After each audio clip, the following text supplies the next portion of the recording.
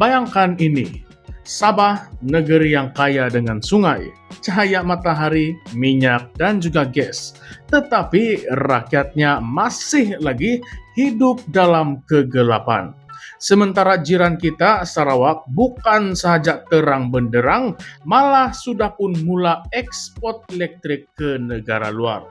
Tidak cukup dengan itu, sekarang Sabah pula meminta bekalan elektrik dari Sarawak. Ai. Ini negeri merdeka ataupun negeri jajahan? Malu kawan-kawan, sangatlah malu. Hari ini kita akan kupas ataupun kita akan mengulas satu isu yang sangat penting. Isu yang bukan sekadar tentang lampu rumah, tetapi tentang marwah dan masa depan Sabah. Oke, jom kita masuk terus ke cerita panas ini. Baru-baru ini satu kenyataan dari Menteri Utility dan Telekomunikasi Sarawak, Datuk Seri Julaihi Narawi, menjadi viral.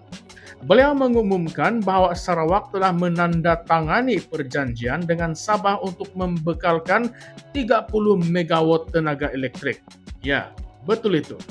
Sarawak akan bekalkan elektrik ke Sabah. Kita ulang lagi.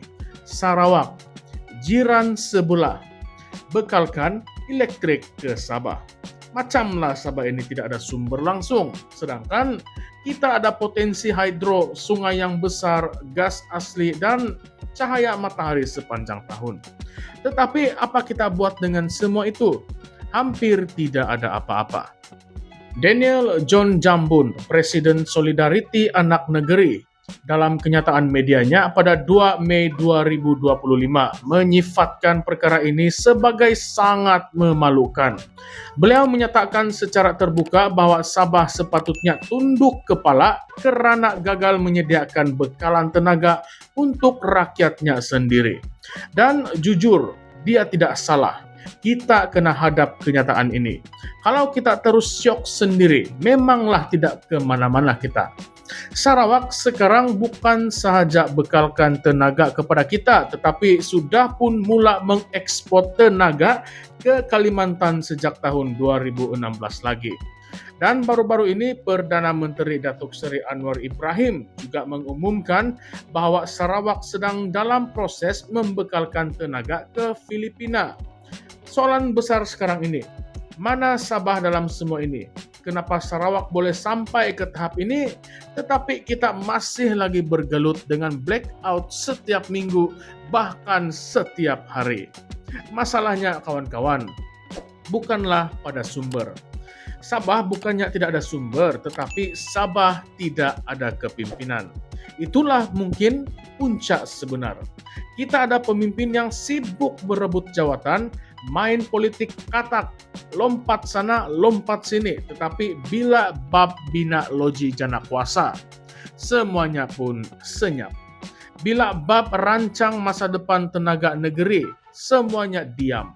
Bila blackout jadi isu nasional, semua salahkan hujan, salahkan petir, tetapi tidak pernah salahkan diri sendiri. Kita tengok Sarawak. Diorang bangunkan empangan Bakun, Murum, Baleh. Diorang tubuh Sarawak Energy Berhad, sebuah entiti negeri yang kawal semua aspek tenaga, dari penjanaan, transmisi, hinggalah ke penjualan. Tapi Sabah, kita masih bergantung kepada syarikat-syarikat penjana tenaga bebas ataupun IPP yang banyak daripadanya dikaitkan dengan kroni politik. Perjanjian yang ditandatangani dengan IPP ini pula sangatlah tidak seimbang. Syarikat untung berjuta-juta, negeri rugi berterusan. Infrastruktur tidak naik-naik tetapi kontrak terus disambung. Persoalannya siapa yang tanda tangan semua perjanjian ini? Dan kenapa rakyat tidak diberi penjelasan yang jelas? Di manakah ketelusan? Sebab ini bukanlah benda yang kecil.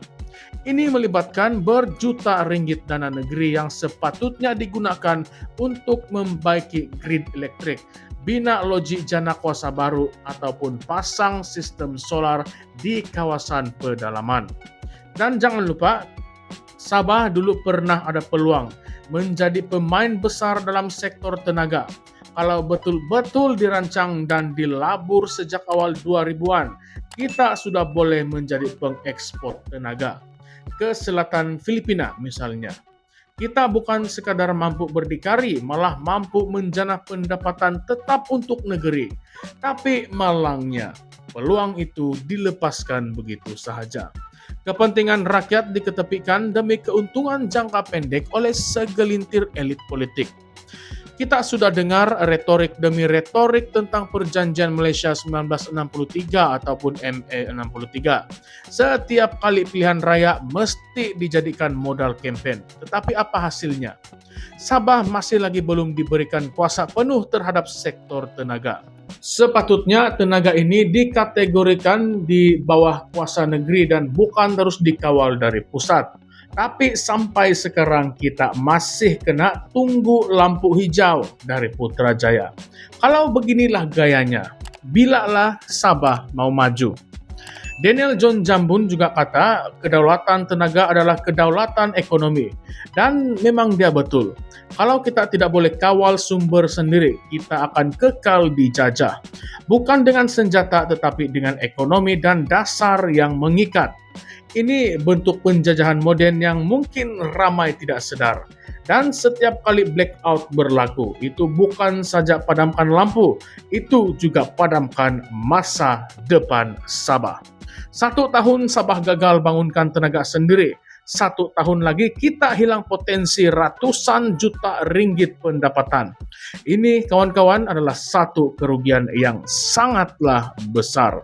Sekarang mari kita renung persoalan-persoalan yang lebih dalam. Kenapa kerajaan negeri masih tidak tubuh entiti tenaga sendiri seperti Sarawak Energy? Apakah ada tangan-tangan gaib yang sabotaj usaha Sabah untuk berdikari dalam tenaga? Siapa yang sebenarnya kontrol IPP ini? Dan kenapa kontrak-kontrak berat sebelah masih lagi diteruskan? Dan adakah benar Sabah selama ini sengaja tidak dibenarkan bangun karena ada pihak yang mahu kita kekal bergantung? Apakah pendapat Anda? Soalan-soalan ini semua adalah soalan yang sangat penting. Dan Anda sebagai rakyat Sabah berhak tahu jawabannya. Kita tidak boleh terus pasrah. Kita tidak boleh terus berharap pada kerajaan yang hanya pandai bercakap tetapi gagal membina. Kalau kita ingin melihat Sabah untuk bangkit, kita perlukan satu anjakan besar daripada rakyat. Kita perlu desak perubahan. Kita perlu buang politikus-politikus yang gagal dan naikkan pemimpin yang benar-benar berwawasan. Bayangkan kalau Sabah berjaya bangunkan sistem tenaga sendiri. Kita bukan sahaja boleh bekalkan elektrik ke seluruh negeri tanpa gangguan, tetapi kita boleh menjana pendapatan melalui ekspor ke Filipina dan juga Kalimantan. Peluang pekerjaan meningkat. Ekonomi negeri sudah tentulah akan mencanak. Pelaburan asing datang dan anak-anak muda Sabah tidak perlu berhijrah ke Semenanjung untuk mencari peluang. Tetapi semua ini hanyalah boleh berlaku kalau ada perubahan. Kalau kita berani ubah. Kalau kita berhenti beri undi kepada mereka yang gagal. Jadi Anda semua, apakah pandangan Anda? Patutkah Sabah terus bergantung kepada Sarawak untuk bekalan elektrik? Atau sudah sampai masanya kita bangkit dan kawal masa depan sendiri? Tuliskan komen Anda, kita buka ruang perbincangan. Dan kalau Anda rasa topik ini penting, tekan butang like, share video ini, dan jangan lupa untuk subscribe ke channel ini, Currents VMY, untuk lebih banyak pendedahan panas dan kritikal tentang masa depan Sabah dan juga Malaysia. Karena kalau kita terus diam, blackout bukan sahaja akan padamkan lampu, tetapi akan padamkan harapan seluruh generasi. Sabah, bangkitlah. Masa depan itu bukan diberi, tetapi ia dituntut. Salam sejahtera semua. Sekian saja untuk video kali ini. Terima kasih.